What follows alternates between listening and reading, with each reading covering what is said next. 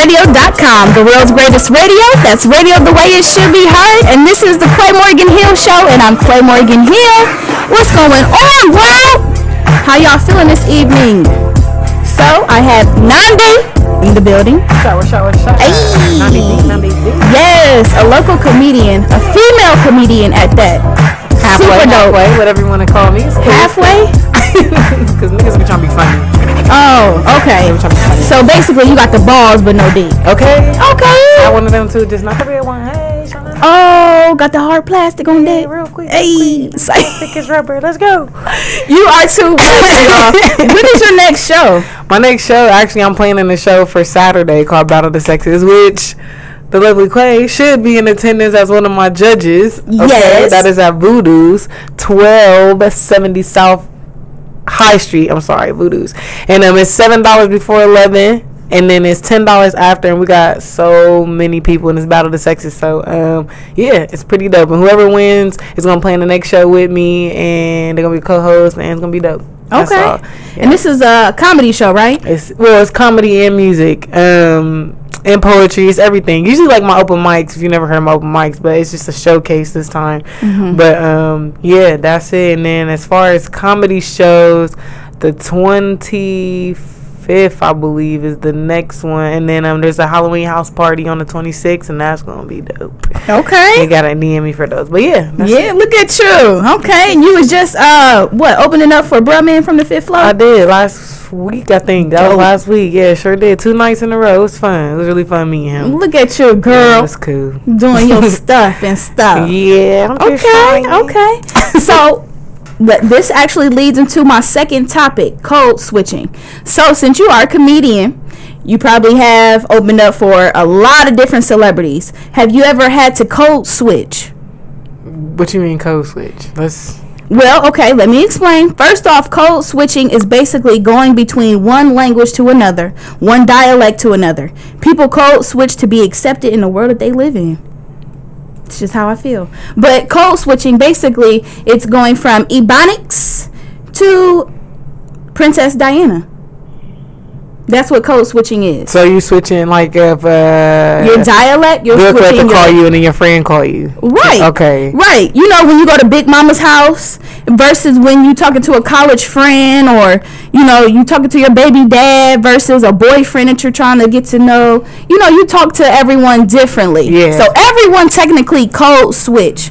But have you ever technically had to code switch because you are female and you're black? That's one thing. So have you ever had to do that before? So no, I have not. I feel like if you're gonna like me, you're gonna like me for how I am already, what I look. If you switching, that's not really who you are. So I'd rather be myself, and if they like me, they like me. So if I'm in the green room or whatever back there with the celebrities before I go up there, we chilling, we acting like we friends. It's nothing like I'm trying to be different or act a different type of way. I'm still myself. So if you're gonna like me, you gotta like me for me, period. So yeah, I understand that, but that's only gonna get you so far. Yeah, and my thing is, the question I get most of the time is, do I switch when it comes to sexuality? Because do people, if I go around the female stand-up comedians, would I act different and try to be more girly to impress them? Something like that. But answer again is no, because if you're gonna like me, you gotta like me for who I am. I'm not about to switch up just because of you got a better tie or you're more consistent. I don't think people are famous or rich. I think they're more consistent. That's what that is to me. Okay, so you have never actually went to a job interview and had to switch how you dress. You didn't say that. I'm just saying comedy. Comedy, but still, even when you get in front of the big celebrities, so what would you do if you were in front of, let's say, somebody that owns Def Jam now? Who owns Def Jam? I don't even know. Do we got a show coming up with somebody that used to be a part of Def Jam? But if they're offering you a deal and you had to look a certain way, you had an image. No, I wouldn't switch, because when I get to where I'm going, they're gonna want. I have to. It's easier for me to be myself than to be different or whatever, or to act something else to please somebody else. It's harder to do that, so I'd rather be myself. Now, interview, point blank, yes, whole different person. I'm not about to walk into the interview like, shut up. You know, like I'm not about to do that. I do change. You know, I change up. I switch up a little bit. If I'm on a professional level, but I ain't trying to ever get a job again, so I ain't here on that. Oh, okay. Entrepreneur for life. That's it for me. Plan B is to make sure plan A work. Ain't nothing else for me. That's true. Yeah. That's true. I feel you on that. But I do want to address that. Did you know Barack Obama was a great example of code switching? Do you think Barack Obama would have been president if he didn't know how to code switch and appeal to the white audience? Because Obama probably got some relative, right? You know, that he'd be like, "What's up, dog? You know, like, what you about to do after what?" You know what I'm saying? But he could code switch. He could turn that off, and he can be more appealing to his white audience. I'm just saying, hey, you have to code switch sometimes. He wouldn't have been the president if he was real black. That wouldn't happen. If he had bottoms in, something like that, that wouldn't happen. Absolutely. But you never know. I mean, Trump is in office. So who knows? Who knows? But also, I want to say that the Trayvon Martin case, his witness, Rachel Gentel, the witness, you remember the witness? The girl that last spoke to Trayvon. She was a great example of not code switching. She was a great example. I was watching the documentaries. Have you ever seen the documentaries about Jay-Z? Them are some good episodes. I think anybody watching needs to definitely watch those Jay-Z episodes because it's really deep. And that they was just talking about her. They're talking about how they used her. She was a prize for the prosecutor or defense. Yeah, she was a prize. They went in on her. She's never been on stand before, so she was still being herself, and I don't know what that means. And say that word again.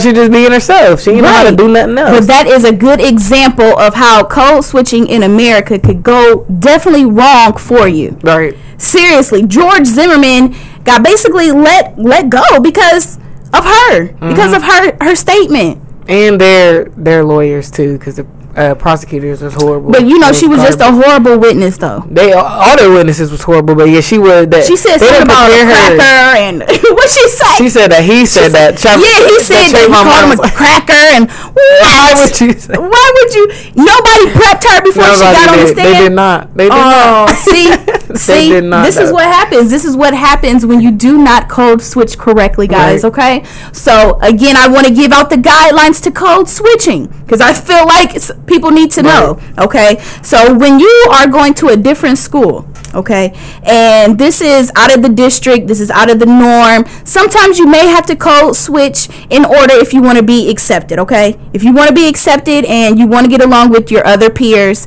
you may have to code switch. Okay. I know me personally, I went from Columbus Public to Westerville schools and it was a whole culture shock. I had to start wearing Vans.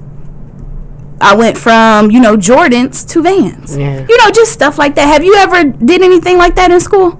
Well, I always wore Shacks, so. No, you didn't. Stop lying. I ain't never seen you at Northland with no Shacks. But, not high school. No, that's a different thing. Yeah, no. But middle school, yeah. But the Northland, I was usually in some forces. That's really it. That's all I have. But I'm not materialistic. I've never been materialistic, though. I've never needed for shoes or material or name brand type stuff. I've always been able to be at the thrift store and not get name brand, still be cool what I got on. So that's not a good topic. Hey, don't get me wrong. Sometimes you can rock, stuff that's not designer, and I'm okay with that. Yeah, I do the same thing. Yeah, yes. Kahar, if you're watching on YouTube right now, go to Talktainment Radio 2 and you can watch us live. Kahar, he has Rachel up on the stand right now, y'all. This is the Trayvon Martin witness, okay? Yes. This is a bad example of code switching. A good example is Barack Obama. So, have you ever missed out on an opportunity because you sounded too black or you sounded too white? I don't know if my racist experiences came when I was younger, and they came from not talking, just being black. Like I played really good softball. I did. And I remember going to a whenever she actually want to play the she's so demonstrative. What is she saying to the jury? She's sending mixed messages. Susan Constantine is a jury consultant and body language expert, finding plenty to read in this courtroom, starting with the frequent head rolls. saying when she gave this look. That look she gives the defense attorney, the jury saw this. The message is loud and clear. Watch this exchange at the end of testimony Wednesday. No, I'm leaving today. What's that? I'm leaving today. I'm leaving today. Jantel had enough, and a night to sleep on it didn't seem to help her mood. Are you okay this morning? Yeah. You seem so different than yesterday. I'm just checking. Did someone talk with you? Yes. Did someone talk with you last night about your demeanor in court yesterday? No, I went to sleep. Obviously irritated, but not necessarily dishonest. The online public seems to sympathize with Rachel Jantel. Newbie analysis of Twitter traffic shows just 33% positive tweets for Jantel in the morning, rising to 50. They knew what they was doing. That's why they was saying, did somebody coach you about your demeanor? Because they know. And she should have been coached. Somebody should have told her, like, like tomorrow. And the next day, she did have a different outfit on. I mean, she looked more appropriate, but they didn't say what they needed to say to her. I don't think the prosecutors cared about Trayvon Martin just as much as the defense. Yeah, that's what it seemed like.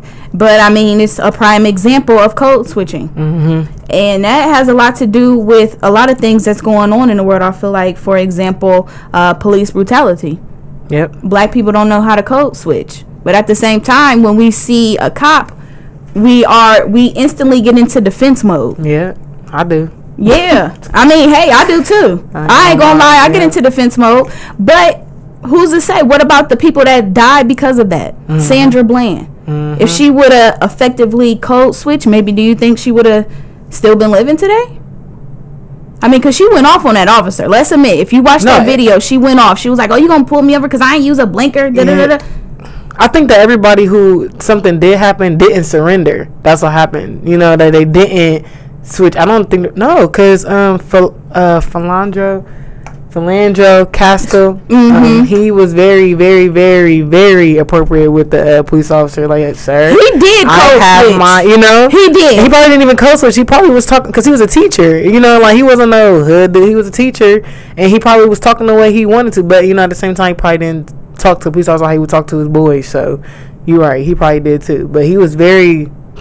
I think that was the worst video I've seen out of all of them. Yeah, definitely. It really was. My heart still goes out to his family. Absolutely. Condolences. But have you ever been labeled as an outcast because you sounded too white or too black? Or because you look too white or too black? I've had like, cause I have mixed friends for real. Mm-hmm. I have mixed groups of friends. I got hood friends. But I don't even want to say hood. I mean, I got different types of friends. But there's been times where I've been around my more urban friends. You feel me? Who listen the way I would talk and be like, yeah, you talk white. I've heard that before though. Sometimes, cause I'm really different from a lot of people that I hang with, and I'm actually cool with that. But I have been, but not a lot. Why they say it to you?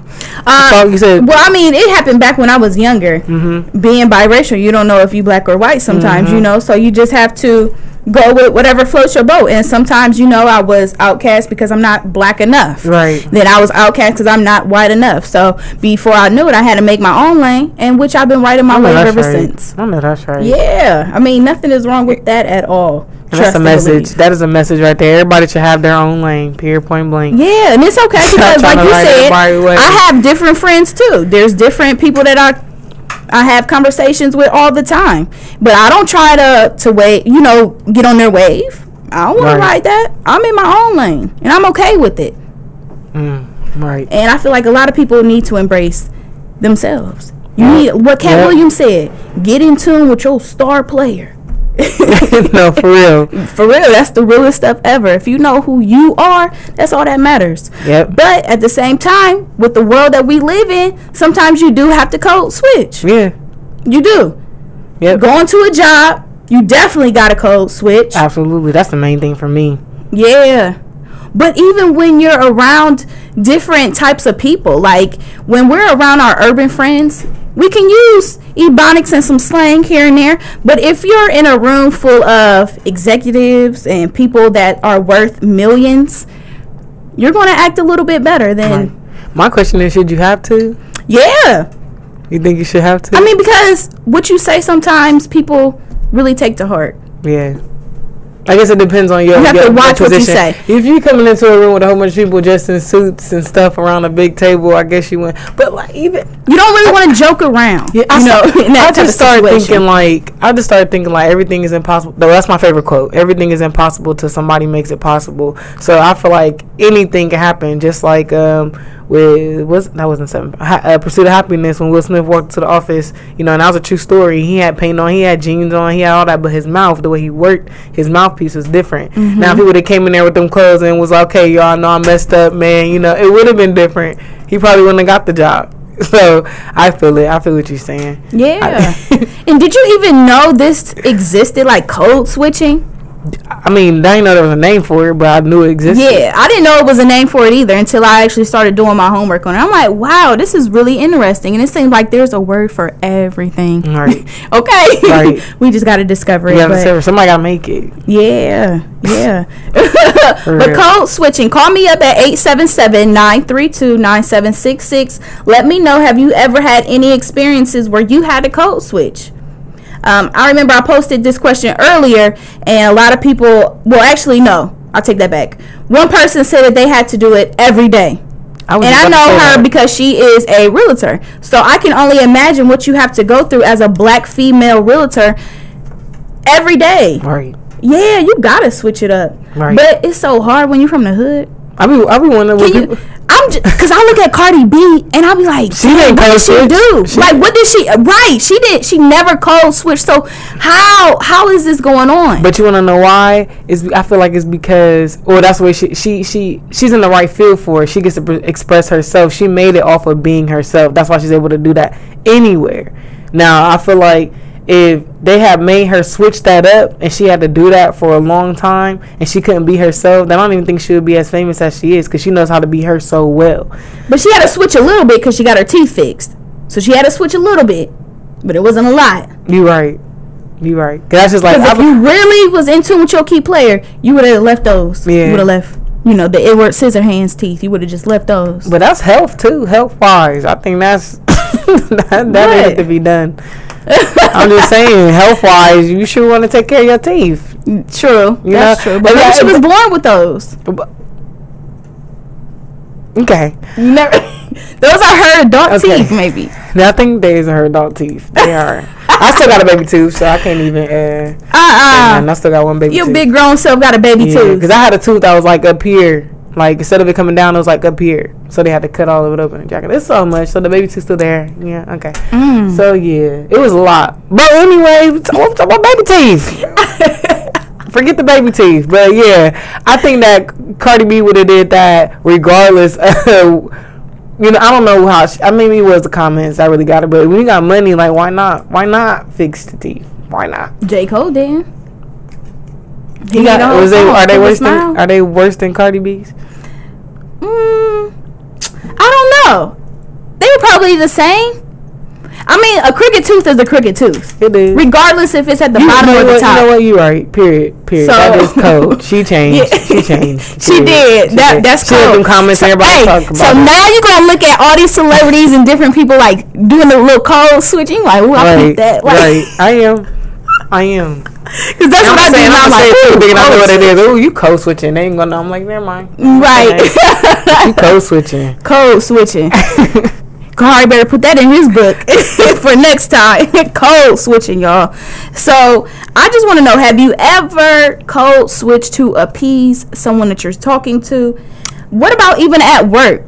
When you already got the job and you're meeting new people, do you still had that code switch demeanor on, or is it okay to just be yourself at this point? Shoot, with me, I ain't never, at no job, I've never code switched at no job, ever. Now, my interview, I think when I go in there, okay, but once I step in there that first day, I'm back to who I am. I swear, I really am, and I ain't never did that. Now, I ain't gonna lie, relationships, okay, maybe like a year before this year, before this year, I probably switched every relationship in the beginning. Like, I felt like I had to be something and I wasn't to impress somebody, or impress people. And so I feel like I definitely did. I can admit that, say my flaw out, because I feel like I had to be a better person. Like, not a better person for me, but a better person for them. You know, but now I understand the value in self-worth and being you and all that, and it's a beautiful feeling. So I have. So that's a yes to your question. Being yourself is definitely a great feeling. I agree with you on that. Yeah. But that goes back to what we were talking about earlier, man. That should be a guideline. Be yourself. Yeah. Yeah. Be yourself. Period. Point blank. Period. But Just it's hard that everybody.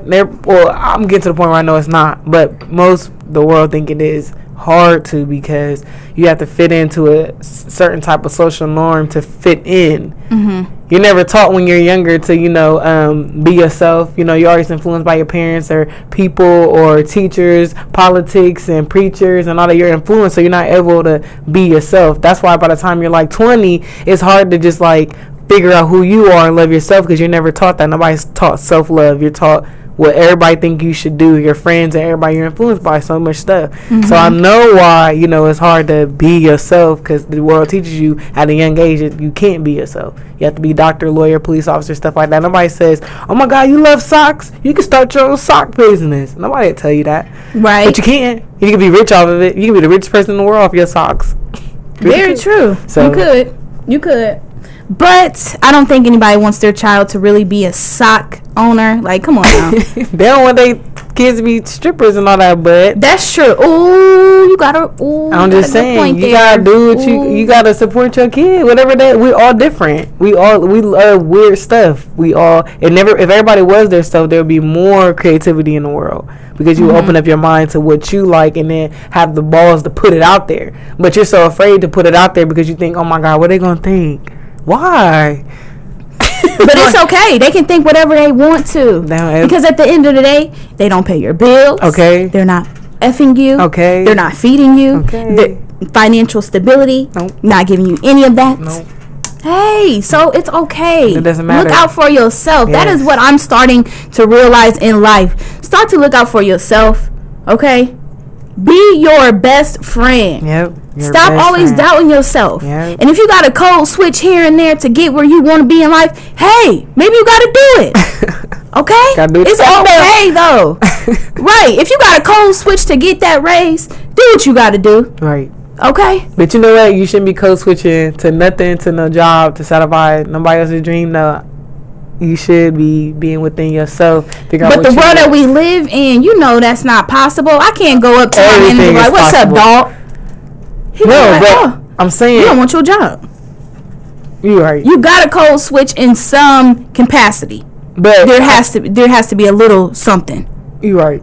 A little something. But don't lose yourself. That's what I'm saying. Don't lose yourself. Perfect. That's perfect. Yeah. Don't lose yourself within trying to code switch. Right. Trying to appease everybody. Don't lose yourself. Okay? Yeah.